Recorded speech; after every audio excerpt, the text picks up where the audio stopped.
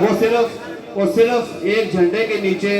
بغیر کسی مفادات، بغیر کسی کو برا بھلا کے ایک عام آدمی کی آواز کو لے کر ہم لوگ اکٹھے ہوئے۔ آج جب الحمدللہ ثم الحمدللہ آپ نے دوسرا شٹر ڈاؤن کر کے پورے آزاد کشمیر میں اپنے بہت سے جو آپ کی ڈیمانڈ تھی وہ آپ نے پوری کروائی، اور 38 ابھی پائپ لائن میں۔ جب میں یہاں پہ بیٹھ کے اپنے نوجوان بھائیوں کو، دوستوں کو سنتا ہوں جو پاک فوج کو، پاکستان کو، پارلیمنٹ کو، دوسروں کو گالیاں دے رہے ہیں، اپنوں کو، بروں کو،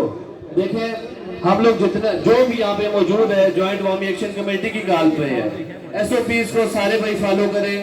ہم لوگ بغیر کسی کو برا بھلا کہے، بغیر کسی پہ تنقید کیے، عوام کے مفادات کے لیے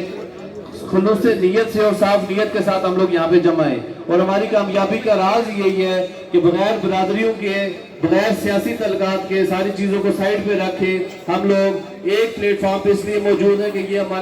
ہم سب کی آنے والی نسلوں کے حقوق کی بات ہے۔ اس پلیٹ فارم کو خدا را آپ متنازع نہ کریں کسی کو بھی برا بھلا کہہ کے۔ یہ جو ہماری اسمبلی ہے، آزاد کشمیر کی بات کروں، لولی لنگڑی چور ہیں جیسے بھی ہیں، ہم لوگ اسی میں رہ کے اسی کی اصلاحات کی بات کرتے ہیں۔ اس میں جو کرپٹ ہیں، جو غلط ہیں، ان کو نہیں ہونا چاہیے، لیکن جب آپ گالی گلوچ مہا گھاٹ کا ایک عنصر سامنے لے کے آئیں گے تو وہ ان شہداء کی قربانیوں کے ساتھ زیادتی ہے،